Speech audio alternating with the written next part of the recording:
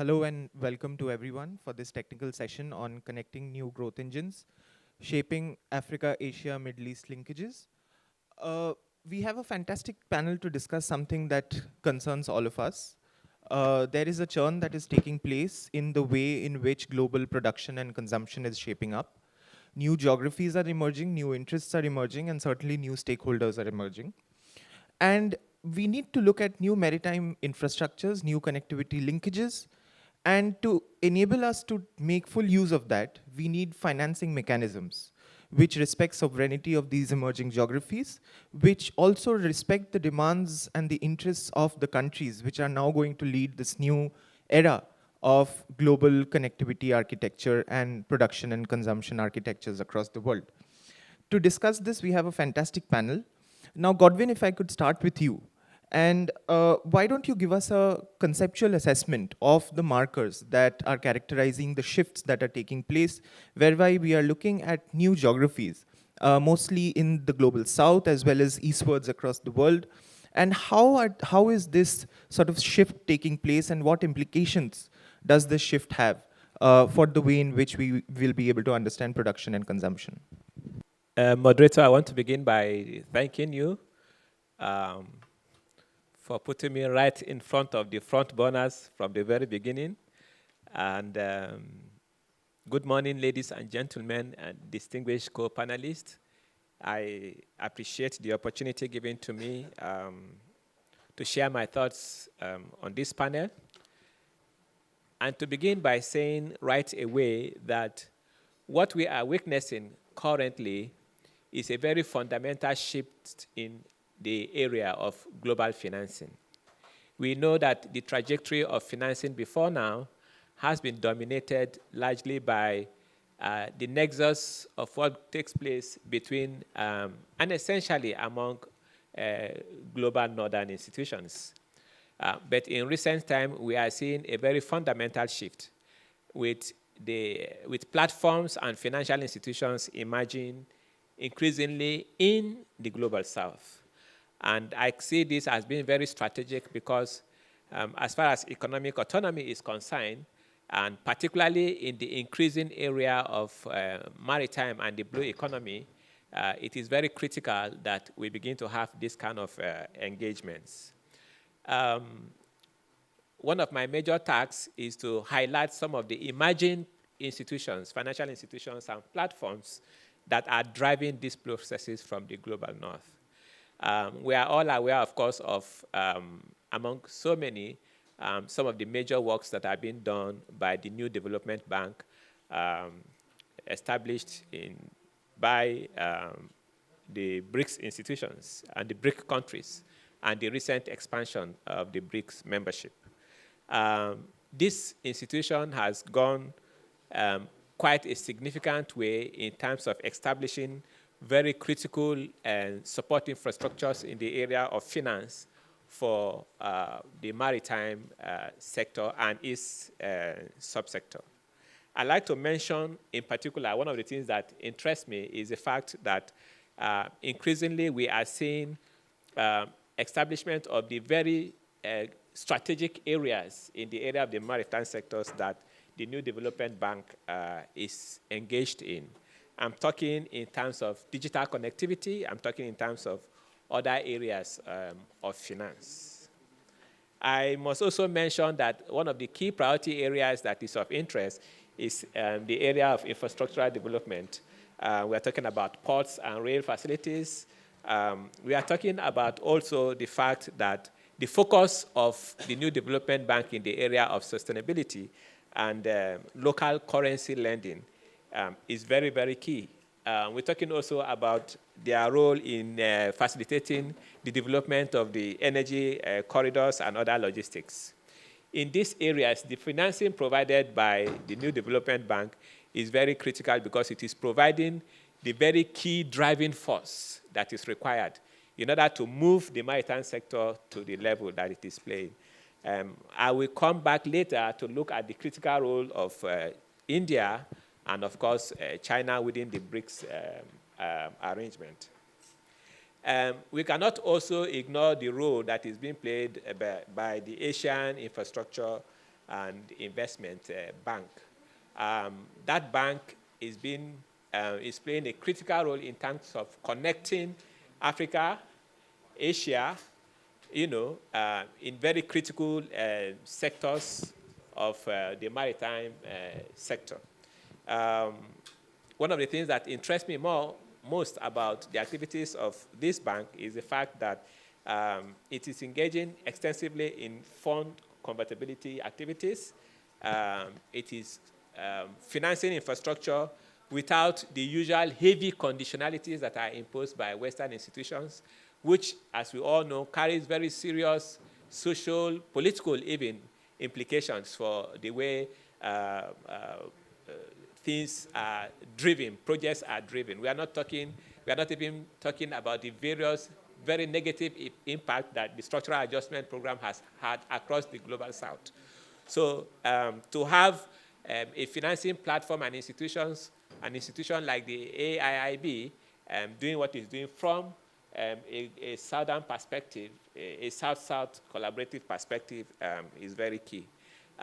They have extensively financed projects, ports and railways, across the Middle East and, of course, in East Africa. Then, of course, I cannot fail to mention the African Export-Import Bank and the African Finance Corporation. This, for me, is very critical because, for once, we are seeing an Africa-led financial institutions. For once, Africa appears to be getting it right. I am a student of radical political economy during my undergraduate days, and to a large extent up till now. And I know that the literature is agog with the deleterious effect of the kind of financial support that we get from Western-dominated institutions. The World Bank and the IMF, the nomenclature is development and progress. But till date, people continue to query the character of the development processes that has taken place. So for once, I think Africa is putting its mouth where its money is, which is that we can do our business better because we know what aches us better. And I think, moderator, this is perhaps one of the very critical issues of this panel and, in fact, this entire conference. Because until we begin to restructure and reconfigure the nature of global financing and move the radar increasingly to focus on South-South developmental concerns and processes, then the challenge will always be there in terms of how effective these financial agreements and programs are. I would like to mention one or two critical areas for me, which is that these financial institutions, South-South financial institutions, and the arrangements that they come up with are able to do things that more often than not fall outside of the radar of Western-led, Western-dominated financial institutions.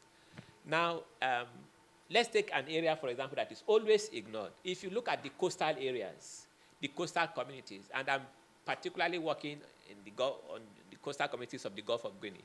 Now, the entire stretch of the coastal communities of about 17 African countries, more often than not, fall outside the radar. And this is a very, very huge economy. The moderator is signaling to me. I will come back to this topic because it is one of those areas that I know that financial institutions across the global south focus on and can transform the nature of the blue economy and the maritime sector in particular. I hope to come back, Mr. Moderator. Thank you. Thank you very much, Godwin.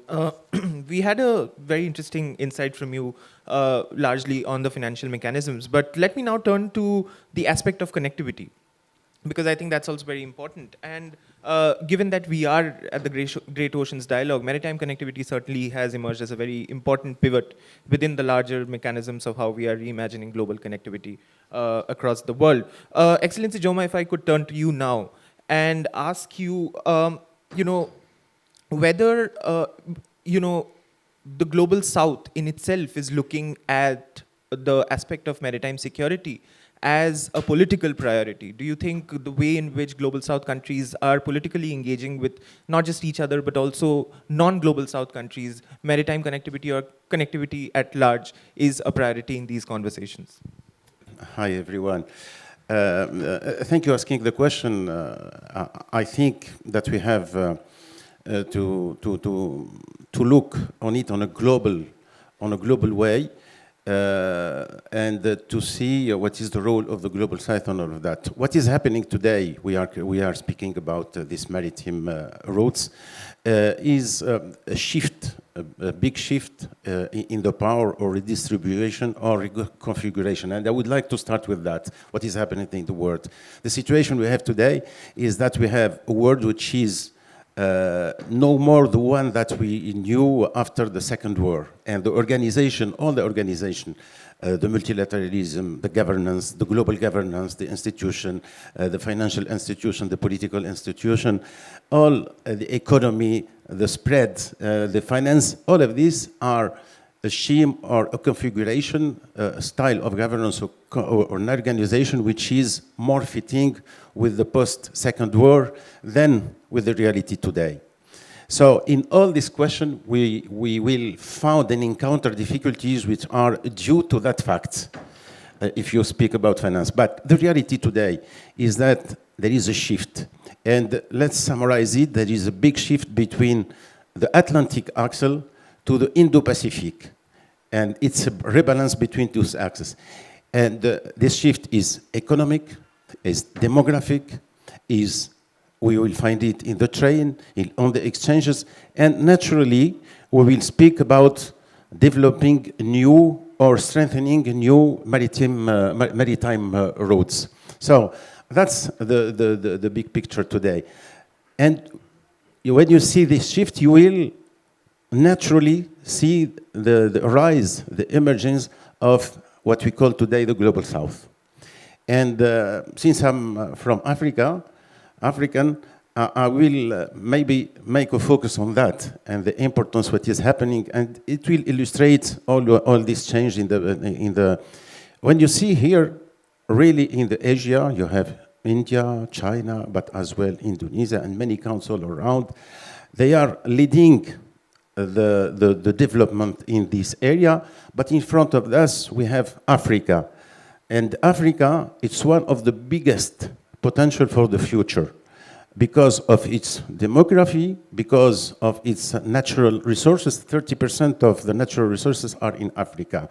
So you can imagine with these young people, I think that the average in Africa is less than 20 years. So we have a very big potential for consumers, a very big potential for education, for health.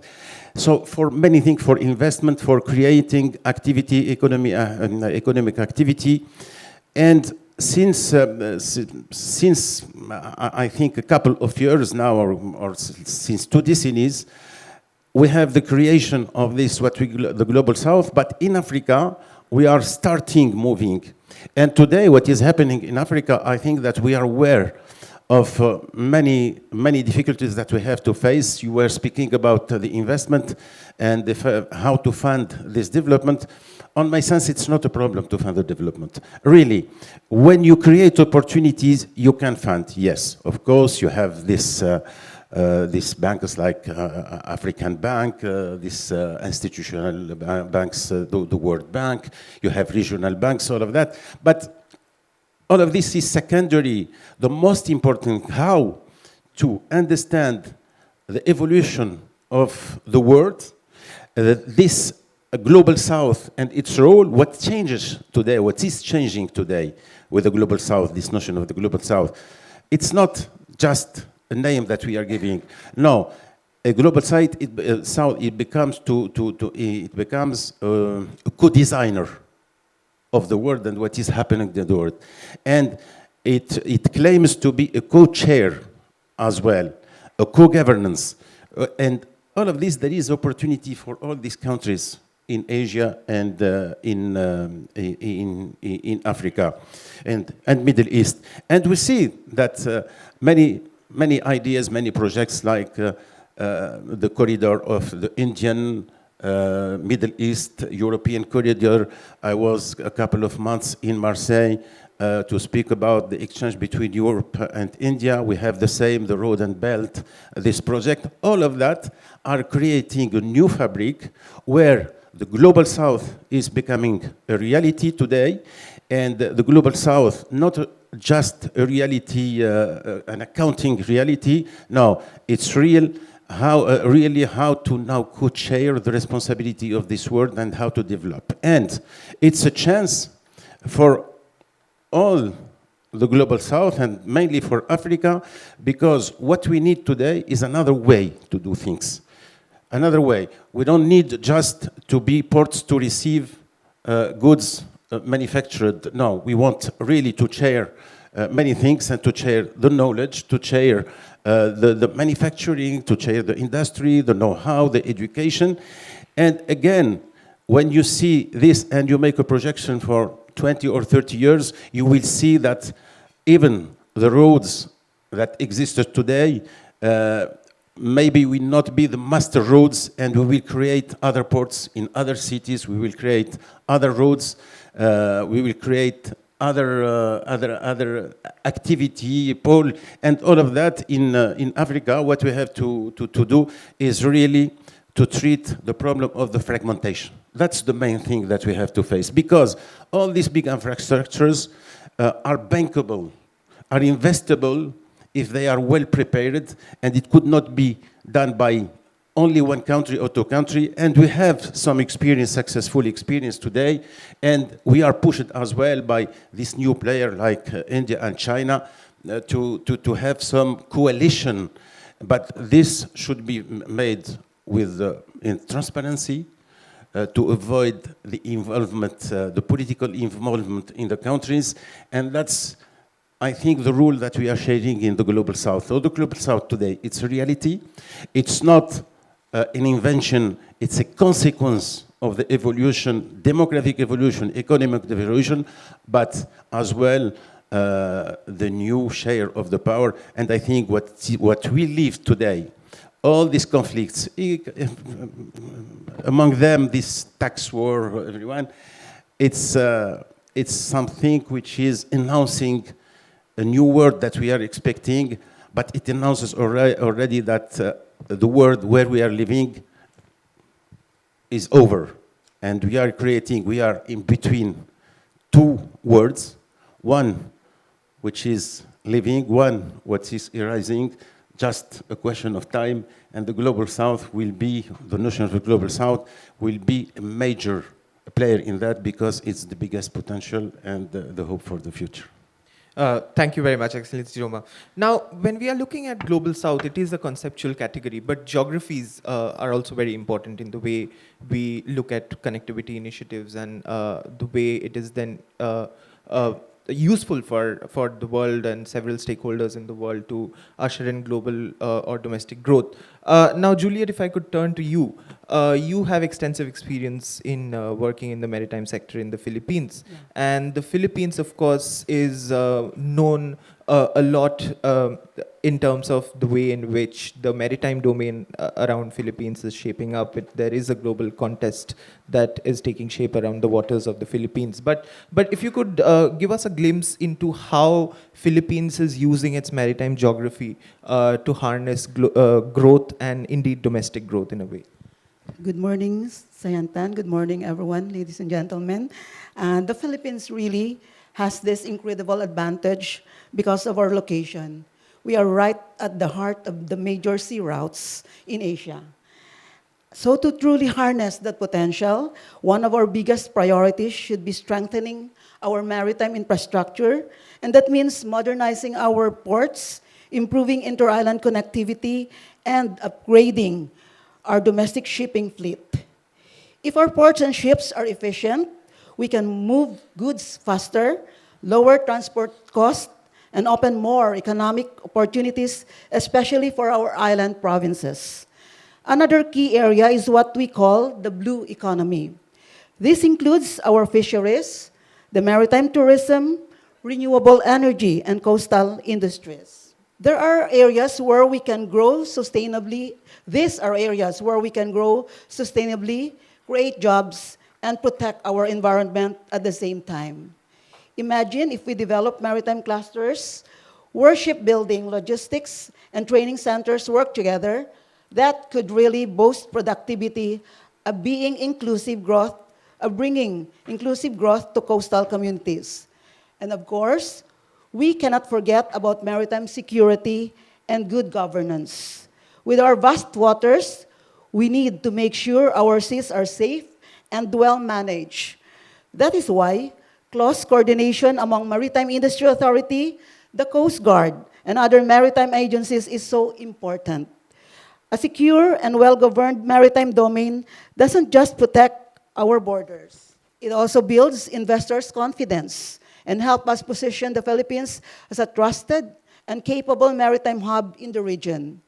So to sum it all, the Philippines has everything it needs to become a true maritime nation: strategic location, abundant marine resources, and a highly skilled maritime workforce. What we need now is to align our policies, infrastructure, and investments toward one clear direction: a connected, secure, and sustainable maritime future. If government, industry, and communities work hand in hand, we can transform our geography from just being a map advantage into a powerful driver of inclusive national growth and regional leadership in the maritime sector. Thank you, sir. Thank you, Juliet. Now, from Philippines, which is in Asia, let's move to the Suez Canal, which occupies a very interesting geography, especially in the context of our discussion today, because the Suez Canal, in many ways, sits at the heart of the Asia-Africa Middle East corridor. Now, Emad, if you could just give us a sense of the kind of mechanisms that are being adopted, particularly in the Suez Canal, to boost efforts of strengthening maritime connectivity in the particular region. Okay. Good morning, everybody. Thank you for your question. I believe that regional collaboration is no longer an option. It is a necessity. Countries in Africa, the Middle East, and Asia can develop regional cooperation that connects emerging growth centers by these steps. Development of shared infrastructure such as ports, routes, railways, and economic zones. Economic agreements and partnership to ease trade and reduce barriers. International initiatives like the Belt and Road and the BRICS to attract investment and technical support. In this way, these countries can enhance economic integration and promote shared growth across the regions. For example, Egypt is playing an active role in major international economic cooperation initiatives, including the Belt and Road initiatives and the BRICS group. This reflects its vision that global connectivity and growth require South-South partnership. After establishing the Suez Canal Economic Zone, it has become an integrated platform, including ports, industrial zones, and logistic services, making Egypt a central meeting point for both regional and global supply chains. For Suez Canal, it has a unique geographical position as the crossroads of Asia, Africa, Europe, and the Gulf region, make it a strategic connector and hub within this framework. Suez Canal is not just a transit route, it is a key pillar of global maritime trade among emerging growth centers. Through its infrastructure and logistic capabilities, it helps connect supply chains and support new industrial hubs in the region. Thank you very much. Thank you, Emad. Now, Dorian, if I could turn to you. What, according to you, are some of the mechanisms of financing the maritime infrastructure or maritime connectivity efforts, especially in the global south? Well, thank you very much for having us, and thank you for this diverse panel and this wonderful audience and an amazing conference. Well, I mean, the last years we've been recently only relying on old financing and also sometimes also finances from different governments that sometimes have had a different, have a dual purpose into investing in infrastructure, especially on ports, not just for trade, but also for strategic interests. And this is growing, and now in this polarized world or situation, and with wars going around, there is a double concern. So who spends the money also wants to control the game, not only for profit reasons, but for many other reasons as well. But I mean, getting out, looking at a bigger picture and at the opportunities, I still believe that where there will be opportunities and where there will be stability, there will be also cash flow and financing coming.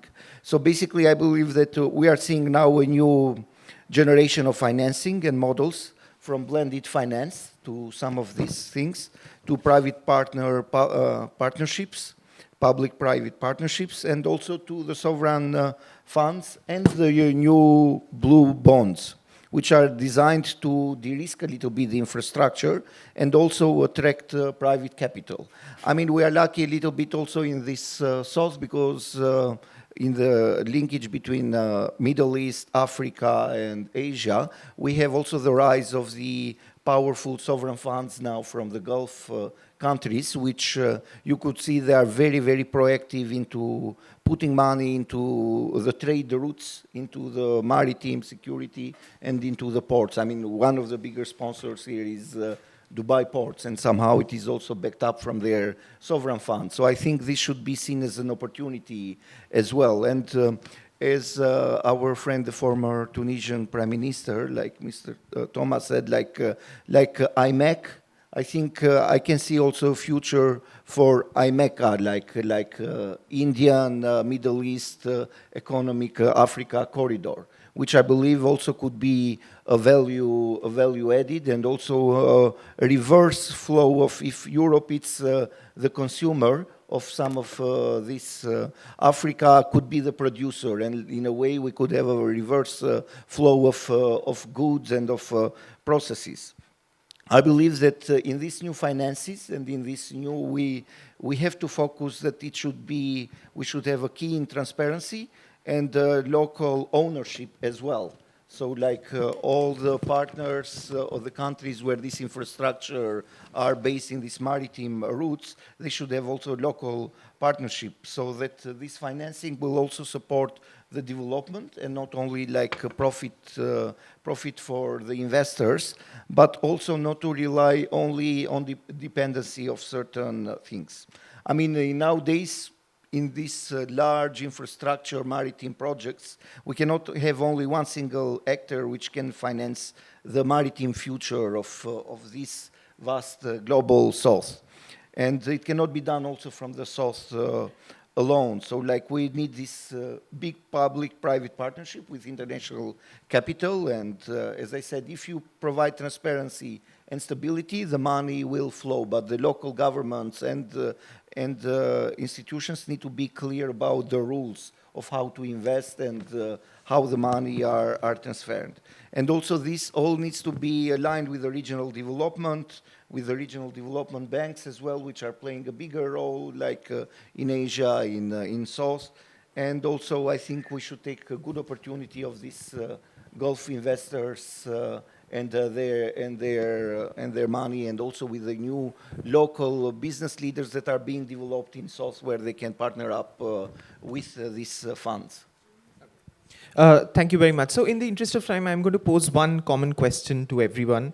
And if we could have a quick 1-minute answer, after which we are going to open the floor to question and answers. So please keep your questions ready.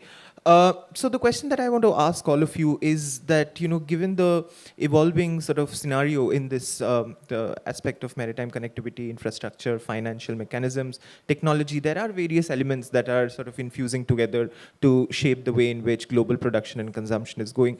What do you think is one area of priority and one challenge that countries in the global south need to be looking out for? So can we follow the order of starting with Godwin, and then Excellency Joma, Juliet, and then Emad, and then finally Godwin? Wow, 1 minute for challenges. Well, my colleague talked about fragmentation, and the challenges it throws up is competition among our key financial institutions.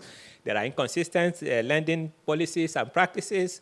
There are lack of unified strategies. There are problems of coordination. The West has the IMF and the World Bank to coordinate, but there is no such arrangement here. My recommendation would be, of course, that the Global South and its financial institutions come up with something similar. There are governance and trust challenges. Procurement transparency issues, environmental issues, currency accountability issues. These are very critical challenges for financial institutions. I like to also make reference to geopolitics and other forms of competition. The BRICS, for example, are coming up with a common settlement currencies that would perhaps get around some of these issues. And then, of course, the elephant in the room, inadequate capital availability to these new financial institutions. That requires a lot of expansion, but I have 1 minute according to the moderator, so I will leave that.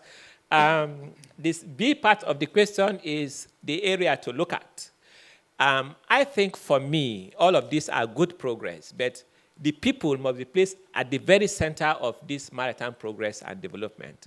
When these projects begin to have direct impact on the mass of the people of the Global South, then we can be said to be talking. But maybe we'll expand on all of this on the sideline because I have just 1 minute. Thank you. Thank you, Godwin. Excellency Joma. Yes, I think since we are speaking about a global issue, if we speak about maritime roads or logistics or connecting countries, it's not local, it's not regional, it's global, first. Second, we are speaking about a long-term investment, a long-term. So I think that the challenge we have in the Global South today is how to find the way to have a common vision for the world, a common forecast, and how we are able.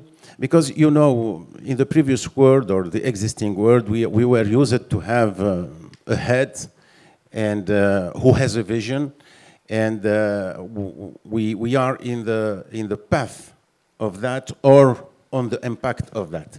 Now the Global South is another concept. We are not with a head, we have many stakeholders, many partners. I think that the challenge is how to agree about a common vision for the future. We are speaking about projects and investment for 20, 30, 45, 50 years. So this common vision, the rules that we have to respect, because it's no more acceptable among these people is in front or to get the investment, you have to pay a political, no, in the respect of the sovereignty and the specificity of each area, common vision, the respect, common rules, the respect of the rules, and in my sense, the finance is not a problem, it's a consequence. If you have, because you know, you have a need, you have opportunities, and it should not, we have to quit the idea that the finance is public, is institutional. It's public, it's private, and each party has to play a role. You know, sometimes the public could be to ensure a vision, a common vision for the region, a global one, to ensure a vision for the country and the environment, and to maybe cover the risk, and that's enough to attract the private finance with the rule which are agreed. So I think the most important thing is that ability to get a common vision, common rules, and as well the good governance. Okay, thank you. Juliet. Okay, the issues of the times are transparency and investment in the use of technology. But of course, we have to focus on people. While technology keep evolving, but it's our people who use and to secure it. Because at the end of the day, I believe that embracing innovation shouldn't come at the cost of safety, accountability, or threat in our maritime domains. Thank you very much, Ahmad. There are various financing methods for maritime and digital transformation, leaning on several sources, including government funding, foreign direct investment, cooperation with international financial institution, public-private partnership, and technical support and digital transformation through training and capacity building programs. As for Egypt, it relies on a diverse range of the previous sources to finance and develop its infrastructure and digital systems. For Suez Canal, it have entered into many partnerships with local and international companies in various fields such as ship bunkering, ship repair, construction of tugboats, yachts, and fishing ships, as well as pollution control and waste management and other related areas. And this agrees with Egypt's vision to become a leading center for maritime services in the region and help us make the canal not only a transit route, but a complete maritime and logistic hub that offers more value-added services to the ships passing through the canal. The main principle is to keep all investment transparent, sustainable, and inclusive under clear laws and regulations that organize the partnerships between all stakeholders. Thank you very much. Dorian?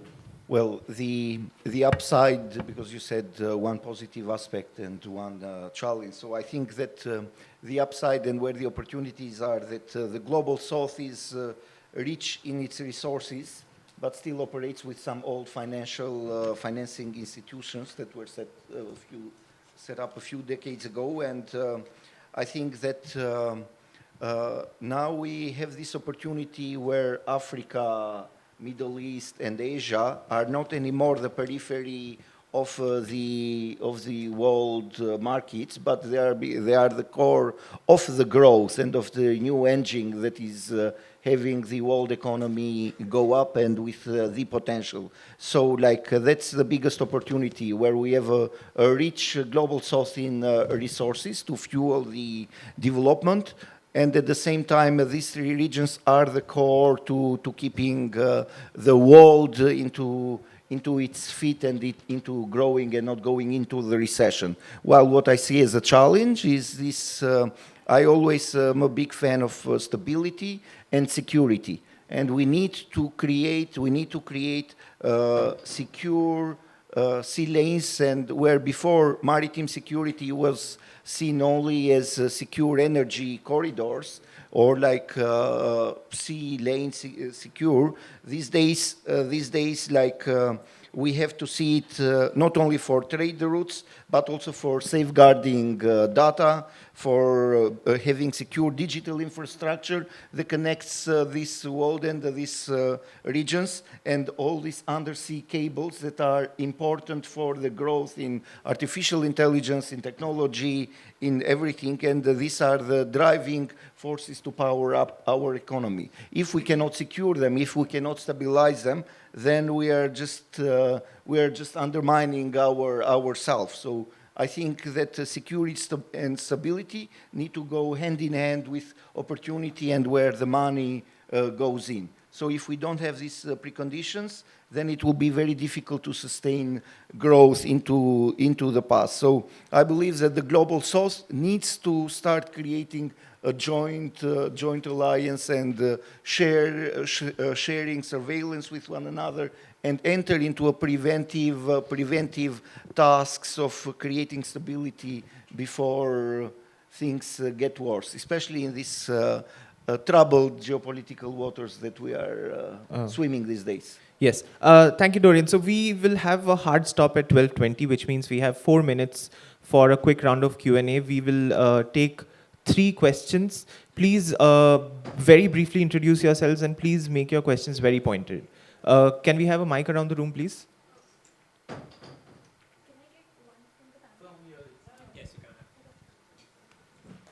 Okay, we'll take the first question here.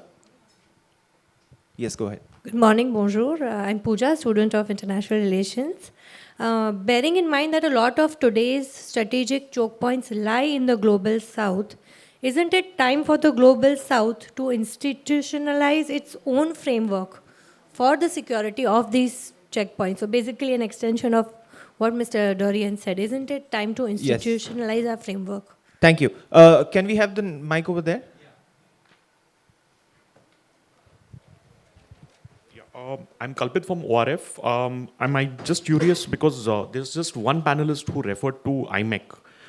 How do you see the future of IMEC? Do you see it competing with the One Belt, One Road? And do you see a great power competition also evolving around connectivity corridors? Thank you. Can we have the mic here, please? Hello.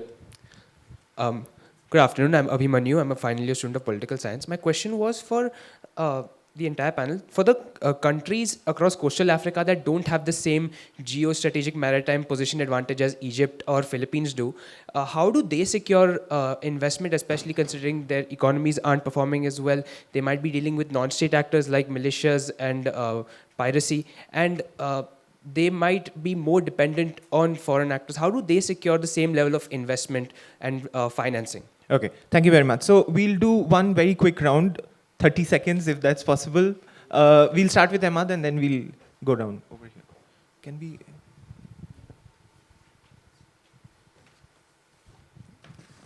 About your question, the security in the route of the Suez Canal, I think it is a temporarily crisis, and sooner or later it will finish, and not related to the Suez Canal. It's related to the conflict in the Middle East, and we hope the peace profile in this region. Thank you. Godwin? 4 questions in 30 seconds. That's a tall order. But quickly, I'll give an answer that will try to connect everything. We live in a world of regions now. And I think that when we talk about connectivity of engines of development, the challenge here should be to connect these regional arrangements across the global south. If we are able to do that, we'll be able to address quite a lot of these challenges. For example, I talked about the elephant in the room when I talked about inadequacy of capital in these various financial platforms. Now, where there is connectivity, we'll be able to resolve that substantially rather than depending on the financial support or capability of one major country driving financial institutions across the global north. Across the global south. So my answer in an attempt, even the question of connectivity, my answer to this also is that these regional platforms and organizations should interconnect and maybe have a cohesive platform. So, for example, we can have BRICS and African Continental Free Trade, AFSA, okay? We could even have dialogues like what we are having here now in Mumbai, along with other forms of arrangement. These forms of connectivity across the global south will address substantially the issues that have been raised. Thank you very much. Thank you, Excellency Joma. I will try to answer 2 questions, but quickly. How to secure the first, and the second, is there competition between the two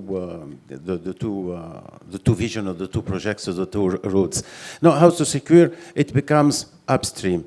You know, the first and the main security that we can bring to that is to solve the problems upstream, the geopolitical problems. So here again, our ability today to enlarge and to set up a new governance system instead of the one which is failing. And it's failing, it's not due to the institution, it's failing due to the members because of this difference between the reality on the ground and the institution, how they are made post-war. So that's the first thing, is to try to solve the problem upstream. Second is